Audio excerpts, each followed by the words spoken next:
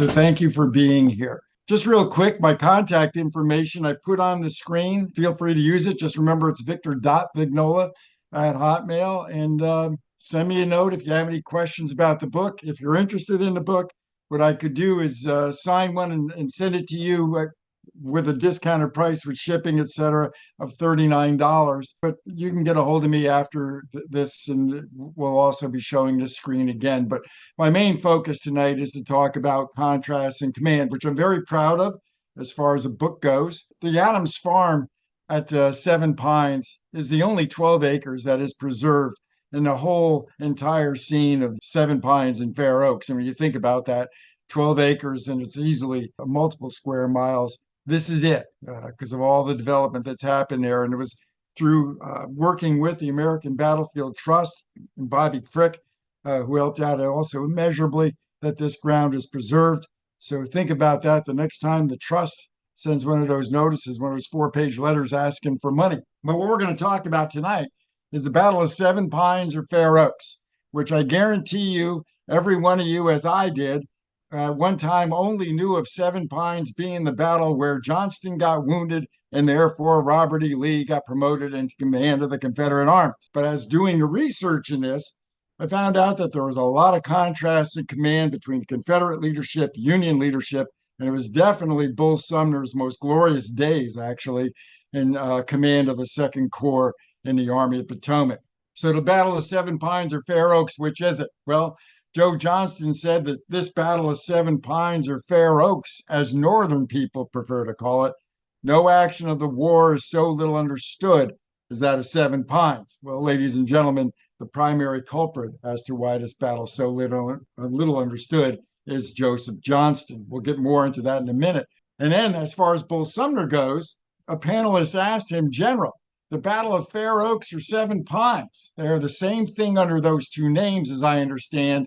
And he bristled and said, oh, no, sir. They were two distinct places.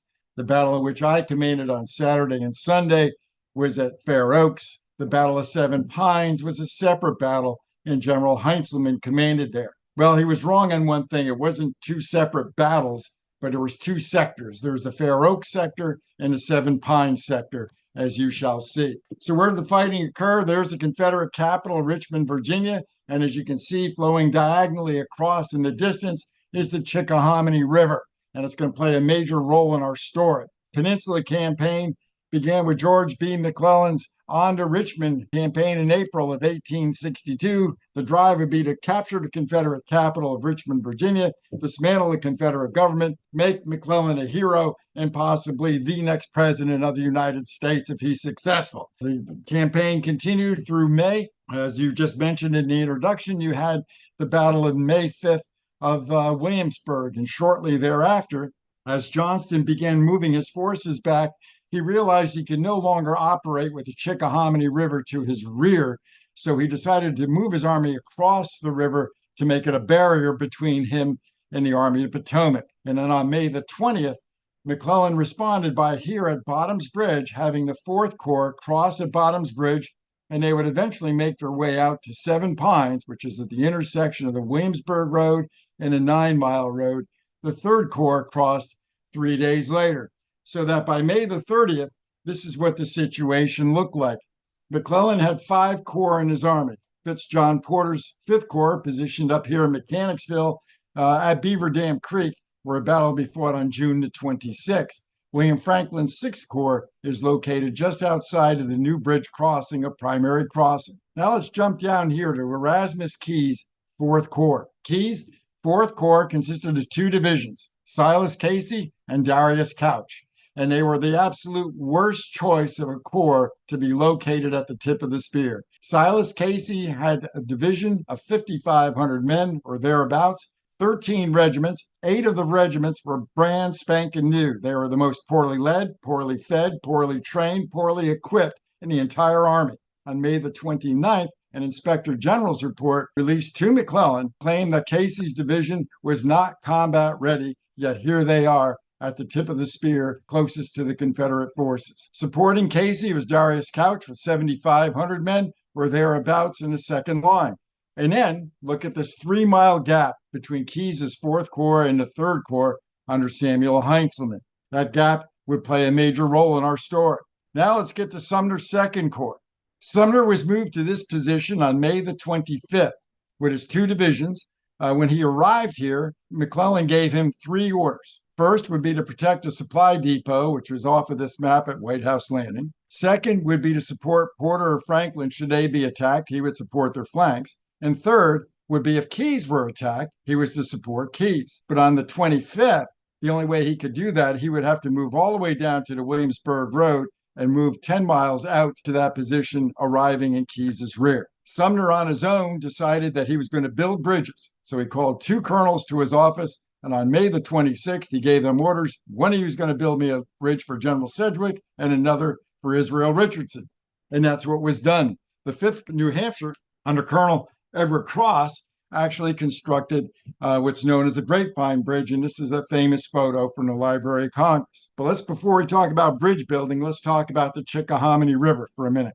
The Chickahominy River is a river that is never going to be confused with rivers that evoke schools of music, poetry, or art. It is an ugly river. The water flows very slowly, very brackishly. It is prone to flooding. It is overgrown with all kinds of infestation around it. And it's a very messy, ugly river, prone to flooding, and it has a wide floodplain. In this area where the bridge was built, there is approximately a 400-yard wide floodplain. The river itself, when it's dry, you could walk across it barely up to your knees. But when it's not, it becomes a major obstacle. So if I told you the Grapevine Bridge was 1,200 feet long, you'd be impressed. But 1,100 of those 1,200 feet was really a causeway. And what you see pictured here is actually a causeway that leads to a bridge that goes across 100 feet of the river channels to the other side. And what Cross did when he had his men construct this bridge, when they felled the trees, he had them fell the trees so that the stumps were of equal height. They would serve as piers, of which the logs would be laid across the top. And as the men themselves wrote, not a pin, dowel, or bolt entered into its construction. They claimed they used ropes and grapevines to hold it together, which gave it great flexibility, which we will see as it comes into play later on. Now, on the Confederate side, Johnston had an army of approximately 53,000 men, but Robert E. Lee, who had been primary military assistant to Jefferson Davis, had gathered reinforcements. So there was approximately 87,000 Confederates in and around the city of Richmond. What you see pictured here is approximately 70 to 75,000 of those Confederates. So how do we get to the fighting of May the 31st? Well, it begins with Johnston's plan. The morning of May the 29th, Gustavus Woodson Smith and A.P. Hill are to cross at Mellow's Bridge and attack Porter's position at Beaver Dam Creek. It's essentially the same plan that Lee is going to use in June. However, on May the 28th, there's a council of war. And Smith, while meeting with Johnston and others, argues against making the attack. Successfully, he argues to Johnston that the attack should be called off, and it is. However, after the meeting is concluded, Longstreet meets with Johnston and claims to Johnston, had I been in charge of making this attack, it would have been a successful attack and would have brought glory to us and victory to our cause. Nonetheless, the 29th comes and goes, and there's no attack. But on the 29th, Daniel Harvey Hill conducts reconnaissance, contesting Keyes's position along the Williamsburg Road, and he does so again on the 30th. And this reconnaissance information he relays back to Johnston. And Johnston now realizes that Keyes really is exposed and very vulnerable. So he's going to make an attack. And who's he going to have come to his office to meet with him? None other than James Longstreet. And here's the attack plan that they develop on the afternoon of May the 30th. Longstreet will take his 6 brigades and move them east along the 9-mile road to a position here called Old Tavern. That'll place 13,800 Confederates on the right flank of Keyes's 4th Corps. Benjamin Huger will move his 6,200-man division down the Charles City Road to here where this position where it says Robert Roads. Once Huger's men arrive there, placing 6,200 men squarely on the left flank, Rhodes will then join Daniel Harvey Hill's division. When he arrives, Hill will launch an attack, striking Keyes in the front with 10,500 men. The sounds of fighting, once they emanate, will launch Longstreet's attack. So front and flank 25,000 Confederates striking approximately 12,500 men of the Fourth Corps who are exposed because that gap still exists. That's the plan. As the plan meeting is breaking up, something happens. It is a rainstorm that strikes the area, and it's not just any rainstorm. It is a rainstorm that has been described in every account I could find, but the most flavorful ones were the ones that said it was a storm of biblical proportions. Another said it was like a flood fell from the sky. In fact, there's one account that says approximately 4 inches of rain fell in about 5 hours worth of time. E.P. Alexander, the famous Confederate who wrote his military memoirs, stated that in his entire service during the Civil War, the storm of May the 30th into the early morning hours of May 31st was the most violent thunderstorm he experienced during the entire war. That's the storm that strikes the area. And what it does is it causes the Chickahominy to go into full flood stage because it had rained 4 of the 7 previous days. All these streams are now full. The roads are a mess. Everything is muddy. But nonetheless, the plan is the attack is supposed to begin approximately 8 o'clock in the morning on May the 31st. So the men start disembarking their camps.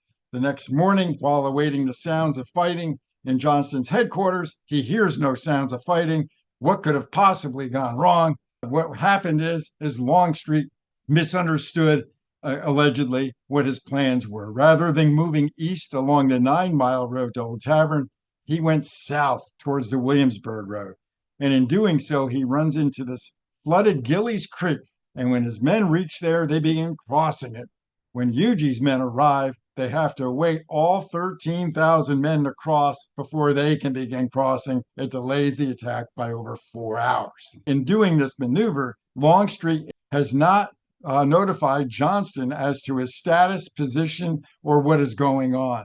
Johnston is totally in the dark. He's totally blindsided by Longstreet's actions and doesn't understand where he is. He makes a statement to a staff officer in his headquarters, "I wish the troops had remained in their camps." Well, nonetheless, Hill realizes that around 10:30 in the morning that Huger has finally crossed Gillies Creek. So Hill sends a rider down to Rhodes and tells Rhodes, "Don't wait for Huger to arrive. You get up here, and when you do, I'm going to start the attack." And that's precisely what happens. At 1 o'clock in the afternoon, Hill launches a full attack. This is the beginning of the Seven Pines sector of fighting. Remember I said 2 sectors? This is the Seven Pines sector. And eventually what happens is Hill commits all 4 of his brigades. All 10,500 men are committed into striking Casey's division in its front. And Casey's men actually do a better job than later reports would give them for. Hill now realizes there's a vulnerability on Casey's right flank. Between his right flank and the railroad tracks, he receives reports that it's vulnerable, but Hill does not have enough men to exploit it. He sends back notice to Longstreet, "Send me a brigade," and Longstreet does. And up comes Richard Anderson's brigade, and Anderson's brigade is split in 2. Part of it goes along the Williamsburg Road, and Micah Jenkins meets with Daniel Hill right here on the side of the road, and Hill explains, "Here's what I want you to do, young man." Jenkins is 26-year-old South Carolinian, graduate of the Citadel. Hill tells him, "I want you to find the right flank between the railroad tracks and the right flank. I want you to cut through and cut across the Army's rear. That'll unhinge their front when you cut across that road, and it'll drive them back." And that's the orders. Off goes Micah Jenkins to pursue his orders. At the same time that meeting is happening, over here on the 9-mile road, Darius Couch and Erasmus Keyes are also meeting. They also realize that the right flank is vulnerable, and Keyes orders Couch to take 2 regiments, the 61st Pennsylvania and 23rd Pennsylvania, forward and to plug that hole. The 61st Pennsylvania and 23rd Pennsylvania arrive almost at the exact same moment that Jenkins's men arrive. With 1,300 men, Jenkins steamrolls the 61st Pennsylvania to the point where every one of the line officers, down to their most senior captain, is either killed, wounded, or captured in this fight. And Jenkins just rolls right on through. The 67th New York came up to try to do support, but he rolls right on through with 1,300 men, pushes them back. Not only does he push them back, but he unhinges this line, causing Casey to fall back to a second line. Jenkins has done precisely what he was ordered to do. He's crossed the 9 Mile road. He's now reaching for the federal rear. Think of it, folks. What was Johnston's orders to Longstreet? He's supposed to move 13,000 men down this road. Imagine had 13,000 men come down this road instead of 1,300 at this time of the fight. However, Couch falls back with some stragglers. He falls back to a small railroad depot called Fair Oak Station. And he realizes, along with all the men that he falls back with, that there's a small brigade there, 4 regiments, 1,700 men, 4 artillery pieces under command of John Abercrombie. And every man there knows that they are on an island. They know they're cut off. The Confederates are behind them and to the rear, and they know that there must be a large force soon coming down this road heading their way. The Yankee forces are in deep, deep trouble. In fact, it's at this point that Erasmus Keyes wrote, "My right was on ground so favorable to the approach of the enemy and so far from the Chickahominy that if Johnston had then attacked, I could have made but a feeble defense, and every man of us would have been killed, captured, or driven into the swamps before any assistance could have reached us." This is a pivotal point in time. Couch realizes he can't fight his way out of here, so what he must do is find out, has Sumner built those bridges and has Sumner crossed? So Couch calls over a young captain by the name of William Van Ness, and he tells Van Ness, ride for your life to those bridges and tell Sumner if he has crossed, get over here, I need him. Now let's go back in time. 1 o'clock in the afternoon, Sumner is having lunch, actually early dinner, with Sedgwick and Richardson at approximately 1 o'clock in the afternoon in the Tyler plantation house. And as the sounds of fighting begin emanating from Seven Pines, he can clearly hear the sounds. And one of the accounts says that his mood was affected to the point where the sounds of the fighting went directly from his ears, directly into his heart, and he began ordering Sedgwick and Richardson, form your divisions and form them now at their bridges and await my orders to cross. Sumner did that precisely on his own. It saved well over an hour's worth of time, which will prove pivotal as the story goes forward. Around 2:30 in the afternoon, McClellan finally does give the order for Sumner to cross, but his men are already in position because he saved that time. And now they begin to cross. You're all pretty much familiar with the 1st Minnesota. 1st Minnesota is part of Willis Gorman's brigade, who's the lead brigade that's going to be crossing. And imagine yourself some young fella from Minnesota, and here you are told to cross that bridge. And as you look across, you see a flooded river. You see that causeway bobbing up and down, weaving in and out, and you're told to cross that bridge, and they did it. And as the men went across that bridge, they get to the other side. It was all mud and muck on the other side, and they had to drag themselves through that. And as they're dragging themselves through that, here comes a battery of artillery also across that bridge. 6 guns under Edmund Ned Kirby. And as his horses reached the other side of that bridge into that muck, they all sank. The horses sank up to their girths in the mud and muck. Kirby gave the order to unharness the horses, and then they tied prolong ropes to the trails of the guns. Men stacked their guns, leapt into the mud, and began turning the wheels and lifting the barrels of the gun, and they actually pulled each one of the 6 guns through and the caissons. It was quite a sight and quite an accounting of that the men all provided. The determination they had to get those guns through would prove pivotal as our story moves forward. And then they begin moving their way to seek out where Couch is. Now let's go over to Johnston. Johnston has moved his headquarters to a small farmhouse just outside of Old Tavern. And there is a division there. It's Gustavus Woodson Smith's division, but it's under command of William H.C. Whiting. Smith has given Whiting command of the division for the day, even though Smith is physically present. Whiting's division consists of 11,200 men, 5 brigades. And the very same sounds of fighting that carried so clearly across the river to Sumner did not go in a northwesterly direction to Old Tavern. There was an acoustic shadow. Even though the fighting was less than 2 miles from where they were seated, they couldn't hear it. But nonetheless, Johnston was also not curious enough to find out, but to send anyone to do any reconnaissance to find out what the status was down the 9 Mile Road. But if you look at these four dots that are here, these four dots represent two companies from the 61st Pennsylvania under command of a young captain by the name of Robert Orr.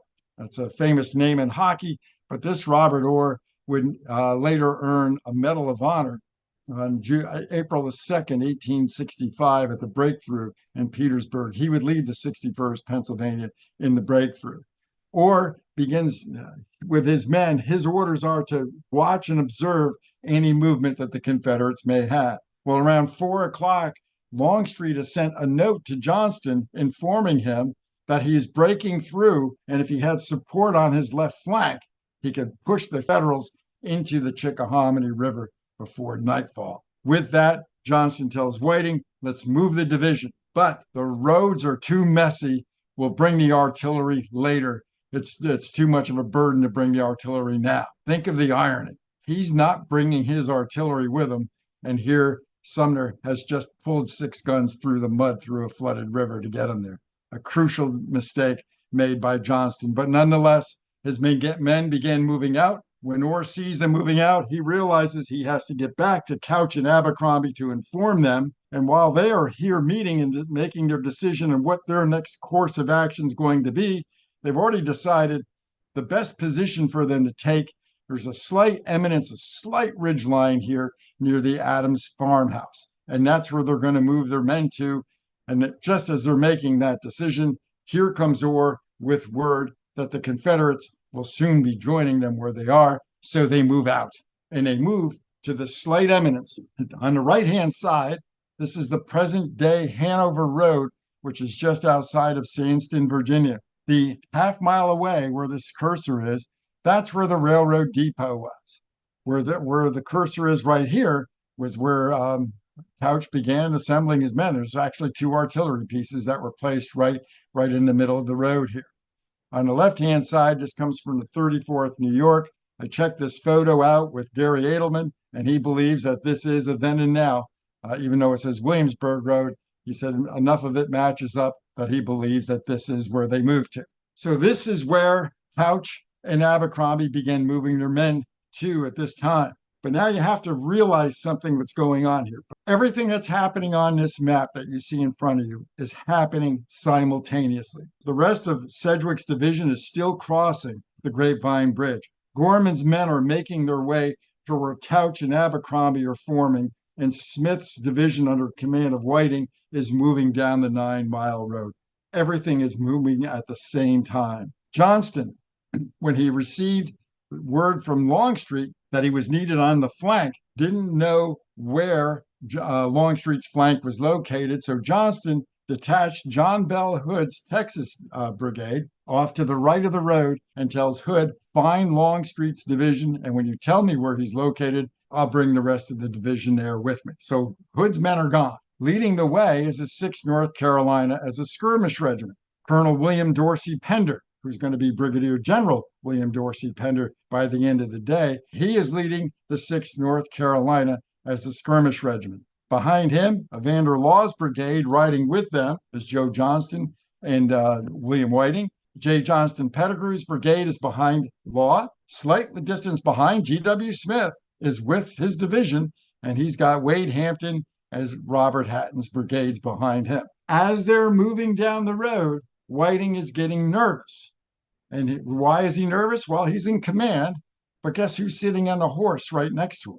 The commander of the army. And as Whiting is getting nervous, he's getting nervous because he knows that there's federal forces moving to his left and slightly to his rear, and he wants to do a reconnaissance. And before he can, he sends a rider up front to tell Law to stop and to tell Pender to stop. But the rider makes it to Law, but doesn't make it to Pender. Pender's men come out into this little clearing out here, and Lieutenant Alphonse Avery sees all this activity going on up in the little knoll above him and calls out to Pender, Pender, there's Yankees to our left. And with that, Pender gives the order, by the right flank, charge bayonets. And they begins to form a battle line here in the field. While this is all going on down in this area, up here, Couch and Abercrombie are forming a line, but Couch is very nervous. He knows he does not have enough men to hold this position. And as he's with Abercrombie deciding how they're going to try to place these four cannons to be of their best use, who comes riding back but Captain William Van Ness, almost as if Hollywood wrote the script. Van Ness comes riding back, tells Couch that Sumner has crossed the river and will soon be here.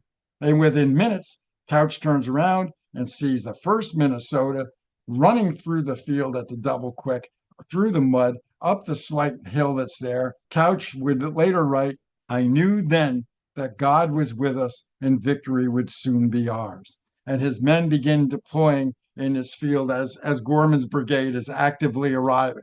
Couch's men are deploying.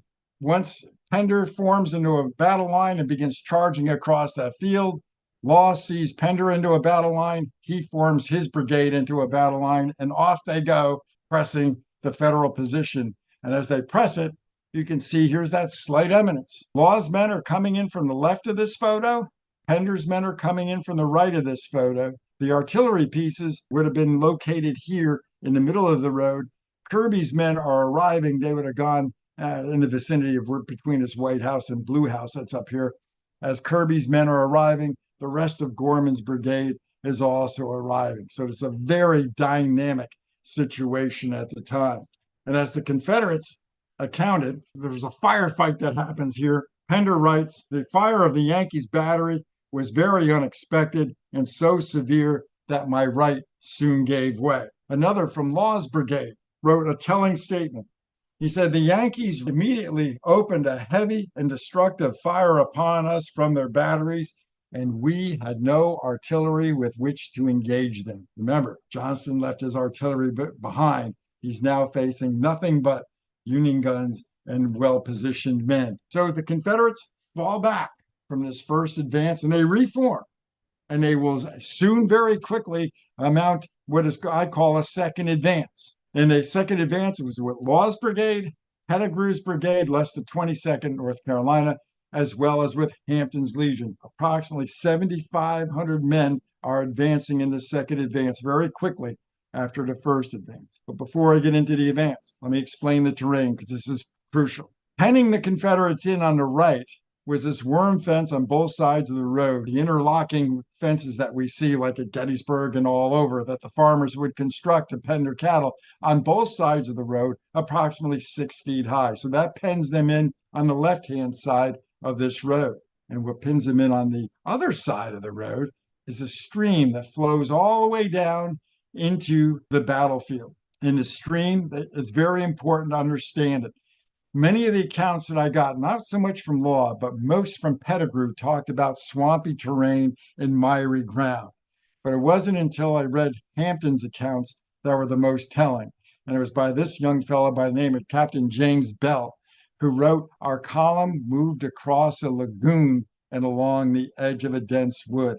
When I saw that word lagoon that he used not once, but 3 times in his account, it told me that the Union right flank was impenetrable. A lagoon is something you just don't walk across. And what it did is it forced the Confederate battle line to shift to the right. And that stream is still there today. It flows into a culvert that runs into a cul-de-sac of a big housing development. And this is what the map would have looked like at the time of the battle. So now let's get into what actually happens. 3 brigades are now pressed into a 350-yard front because of the lagoon that lists up here and the road fencing that's down here. And while they're compressed into this 350-yard front, here's what they're now facing. When the 1st Minnesota arrives, Colonel Alfred Sullick realizes with this lagoon out here, he can't be flanked. So he takes 3 of his companies and faces them front and swings the other 7 companies down like a gate so they can provide enfilade fire down the front line here. When Sumner arrived, he wanted to have artillery on both sides of his line, so he detaches a section of guns off to his right-hand side. Abercrombie takes the bulk of his brigade and has the men pile up fence posts and logs and whatever they could here so that they did a position here along that slight eminence. Then the rest of the artillery was set on this side of the road.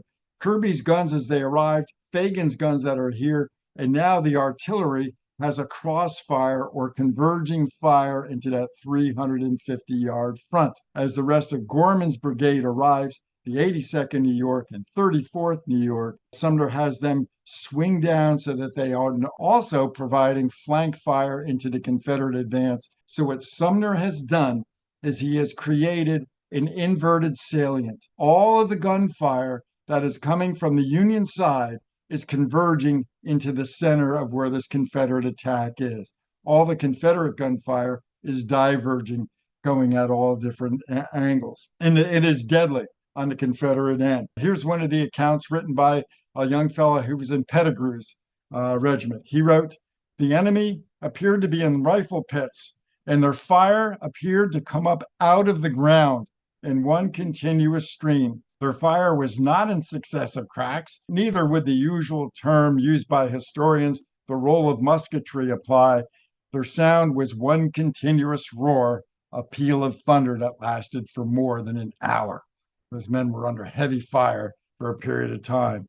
Another from on Hampton's Legion wrote, "The Yankees presented the appearance of a living wall of flame from the rapid number of their discharges." And finally, B.F. Moody from Pettigrew's 35th Georgia, he wrote on June the 2nd to his wife, "I have hived bees, but they weren't nearly half as thick as the balls that were flying through the air during this attack." Well, remember, during this attack, artillery is firing onto the Confederate advance, and there's no counter battery fire at all. It's a one-way fight.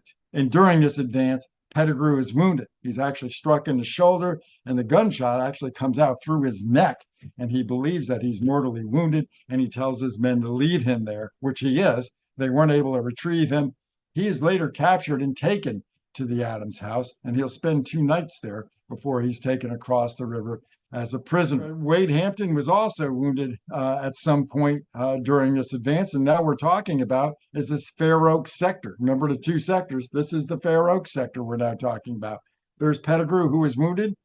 Andrew Byrne, if you read my book, Andrew Byrne has some accounts that are just stunning and how well they're written. And Alfred Sully, who took it upon himself to position his 1st Minnesota in the manner he did. It is during this second advance that G.W. Smith, as I said, he's on the field, but he's back here a half mile away, and he's seeing his division get mauled by the Federal defenses. And it's apparent to him that there's a lack of leadership and command and control up front, and that there appears to be no direction coming from either Johnston or Whiting. So Smith now takes it upon himself to provide leadership. So he brings in Robert Hatton's Tennessee Brigade, which will be later commanded by Archer at Gettysburg, and he advances along with the 22nd North Carolina. He advances to a position where he meets with Hampton, and along with Hampton, they make a decision. They're going to drive for the anvil, right where the artillery pieces, and they're going to try to drive like a wedge through where the Federal line is. This is the third, and it'll be the final advance. And this one is occurring as it's getting to be near dark, and some of the accounts make a statement of the condition of the air was such that the smoke of the battle settled low over the field, and one could only see the blazes of the guns and the flashes of the rifles. Another stated, the light of the evening was lurid with the blazes from the hostile guns. The multitudinous of the messengers of death were thicker than raindrops in a tropical storm. And as far as the artillery goes, one of Hampton's men wrote, a most murderous fire of grape, canister, and musketry opened upon us. I cannot pretend to describe it. It was awful. Shot and shell mowed through our ranks. Well, seated on his horse in front of the Adams house was the chaplain for the 1st Minnesota. His name was Chaplain Edward Neal. And Neal was observing the artillerists banging away at the Confederate line, and he was so moved by it, he wrote, the rapidity of the loading and firing of Kirby's guns sounded like some incessant pounding of a great steam boiler shop, and it excited the attention and admiration of General Sumner and all the commanders who were present. Well, it is during this massive attack that the Confederates are trying to make that push through, that line officers, they will lose 9 line officers, either killed, wounded, and captured during this final push. Here's 3 of them. Champion Davis, he's killed during the advance. He'd gotten off his horse and was starting to fall back when he was then struck by an artillery shell and killed. Gustavus Bull, mortally wounded. He's captured by the federal troops, taken to the Adams house where he's treated. He'll die there overnight. His personal effects are returned to his family. He's buried in one of the mass pit graves, and his body is never recovered, sadly. Robert Hatton, he's advancing the Tennessee Brigade through the woods, riding alongside Gustavus Smith as they're advancing on that federal line for the final time. And an artillery shell strikes his horse in his chest, killing the horse, falls on top of Hatton. He gets up, extricates himself from the horse, starts to move forward. Smith asks him, "Are you okay, General?" "Yes, let's move forward." And within moments, he is struck by gunfire in his chest and he is killed and removed from the field. The only line officer on the federal side who was killed is Colonel John Riker, the 62nd New York. If you know anything about New York City, you know you've heard of Rikers Island, the infamous prison. His family owned that island. That was a federal training spot during the Civil War. He was killed during that advance. During that final push, Sumner now realizes it's time to go from the defensive to the offensive, and he tells Gorman to mount a counterattack, and off they go. His whole line surges forward. It is now getting dark, and as you can see, there's still more troops arriving during this entire time. Sergeant Henry Lyon of the 34th New York, who would later be killed at Antietam, he wrote, "We advanced forward with a bayonet, and it's a sight that one is not apt to forget in one's lifetime. We charged in mud that was half leg deep, and we felt a total disregard for danger, and we only felt a revenge towards our foe, and it converts a man into being a demon." Young 22-year-old Lieutenant Henry Ropes, it's his first battle. He's here with the 20th Massachusetts, and he sees the line advance, and he wrote, "Sumner gave the order for the whole line to advance together, and we did so, making a double quick charge with the bayonet and a tremendous cheer. It was a great sight, lit up with smoke and lit up from the fire of the guns, and a line of bayonets stretched as far as the eye could see." Well, also from the 20th Massachusetts was Henry Abbott, a veteran of Ball's Bluff, the disaster at Ball's Bluff for the 20th Massachusetts. And when they got to the other side, drove the Confederates out, he wrote to his parents on June the 5th that "you have no idea what a glorious feeling of victory brings. We were almost drunk with joy and so hoarse from cheering we could hardly speak." It is during this counterattack that Joseph Johnston is wounded. So I finally get to the part that all of us ever knew about this battle of Johnston getting wounded, and look at how much has already happened. Johnston gets wounded when an artillery shell explodes in front of him, strikes him with shrapnel. He's also struck with some gunfire. He is seriously wounded. Jefferson Davis comes to him. Robert E. Lee comes to him. They help get him loaded into an ambulance and removed from the field. He will not return to duty until November of 1862. And while Lee and Davis are making their way off the field, who do they run into up here? But Gustavus Woodson Smith. And what's the exchange of conversation there? Well, Davis wants to know what Smith's plan are to continue the attack. Doesn't sound like he had much of an option there. It sounded more like the expectation was there will be an attack. That's for discussion as we get into the final part of this. But here's what the butcher's bill was for the Fair Oaks sector on May 31, 459 losses on the federal side. And if you think that 1st Minnesota was in a great position, a lot better than the one they had on July 2nd, 1863, 2 killed, 2 wounded. But on the Confederate side, 1,339 losses. And remember, Hood's brigade wasn't there. So that's 1,339 at approximately 9,300. As far as contrast and command go, well, George Mindle, who was earned a Medal of Honor on May 5th at Williamsburg, wrote, "Had Johnston's plan been fully executed as to time and place as he thought of, the left wing of McClellan's army would have sustained irreparable disaster, and the retreat of the whole army would have followed." Think of this, folks. At the exact same time this battle was going on, days prior, Stonewall Jackson had just driven Banks out of Winchester and driven him across the Potomac River and had threatened Harper's Ferry and was also threatening Washington, D.C. Abraham Lincoln, Edward Stanton, all the leadership in Washington was in turmoil over the fact that Jackson was so close. Think of how within days of that occurring, if word had arrived that the Army of the Potomac had two corps swallowed up down near Richmond, and now that McClellan would be in full retreat. Think of the morale boost that would have given the South. Think of the political disaster that would have been in the North had it occurred, but it did not. E.P. Alexander said Johnston's effort to handle the army in battle had been an utter failure. And there's hardly no other way to describe it. It was a failure. It should have been a plan that worked very well, but it did not. So here's how it looks on the end of the fighting on May 31. Sumner has now got the rest of Richardson's division moved up. So he's got two divisions. The entire Second Corps is in a position that he's got 24 artillery pieces located again in another salient. He was big on salients here, defying the Confederates to come down the 9 Mile Road or to try to make a push at this point. But nonetheless, it would happen because remember, Davis's expectations of Smith were that there would be an attack made the next day. But look at the impossibility of the Confederate position. If you think of this as being a foot, here comes the person's shin bone, here's the top of their foot, here's their toes, and here's the bottom of their foot and their ankle going out. In other words, the Confederates, their toes were right inside of a sock. Their position was right inside of a sock. They were flanked on top, they were flanked to the right, and there was no place to move. But orders are orders. And yet the next morning, an attack begins. Here's something that probably won't surprise you at all. The Second Corps is being attacked by two brigades, one under command of Lew Armistead, the other under command of George Pickett. So a year prior to the famous Pickett's Charge, there was actually another Pickett's Charge here in the Battle of Fair Oaks on June the 1st at 7 o'clock in the morning.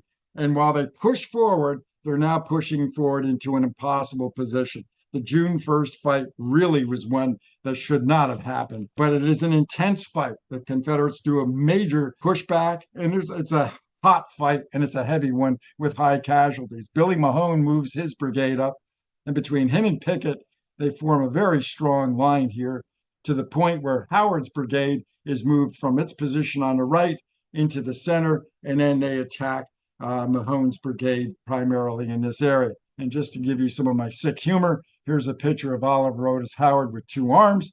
We know that that it was this battle that caused him to lose his right arm because his right arm, his elbow was shattered by a gunshot, and it was at 5 o'clock in the afternoon on June the 1st in the Adams house where his arm was amputated. We're almost at the end. Here's the final tally of casualties. 11,168 casualties, and you can see the breakdown there by sector. You can see the June 1st fight was a 4-hour fight, 2,100 casualties in 4 hours. It was a brawl that was totally unnecessary. But this battle, 11,000 casualties, there was only 11 hours of fighting in total. Shiloh, which happened 7 weeks prior, 23,000 casualties, 23 hours worth of fighting. So the casualty totals are very same, and they give the entire American public, North and South, that this war is going to be a nasty one. This is the first major fight since First Manassas or Bull Run, whichever you prefer to call it. This was a real wake-up call that this war is going to be a nasty war. The house that you see pictured in the center of this photo was the actual Adams house. This Adams house burned down in the early 1900s. The house that you see pictured in the next photo is a house that was reconstructed on the foundation of this house, but the actual historic house is no more. You see these trees that are all around this house. You see there's 7 trees, and there's 1 tree remaining. 1 oak tree remains today as a witness tree. But the rest of these trees, if you make it to the property, you can still see the indentations in the ground where they have rotted away, and the bases of them have rotted away. Today, as you can see, this is an addition that was put onto the house. Here is the witness tree.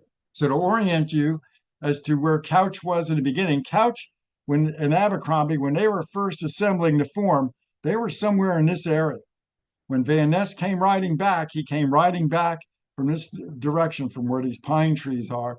And when Couch actually saw Gorman and Sumner in the 1st Minnesota and Kirby's guns arriving, they came from this direction, from the rear of the house, and came running up. Kirby's guns would have been located. You see this little house here. They would have been facing off to the left of the photo. The 82nd New York would have been somewhere in this vicinity, and the 34th New York off of this photo. The 62nd New York in this area, the 15th Massachusetts.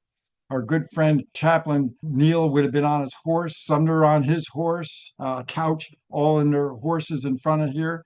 The 20th Massachusetts and the 7th Michigan, they would have marched right across the front of you if you'd have been standing here on May the 31st, 1862 at around 6:30 in the afternoon.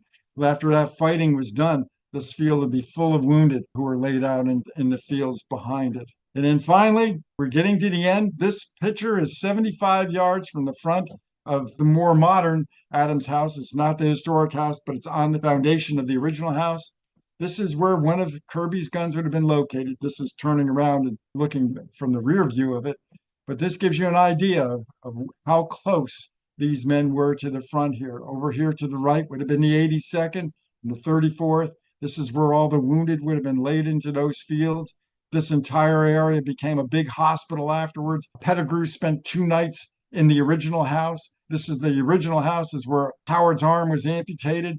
Edward Cross was wounded here. They put up tarps underneath those big trees that were out there, and they treated the wounded underneath those. This was a beehive of activity in the days afterward. And I'm going to leave you with a comment. 24-year-old Dr. Joseph Robbins from the 82nd New York. He was an assistant surgeon, but his dad was also a doctor. And he was excited about possibly going into battle until June the 6th, when he finally got time to write to his dad. He wrote, "If the battle was grand and terrible beyond description, the field after it was one presented the most awful sight I have ever witnessed. I have often wanted to see a battle, but I must now confess I never want to see another." And that, my friends, is the end of my story. I hope you enjoyed it, and I'll take any questions you have. And don't forget, you have my contact information there if you need it. So I'll turn it over to you, Doug, and or Rich, for fire away on questions.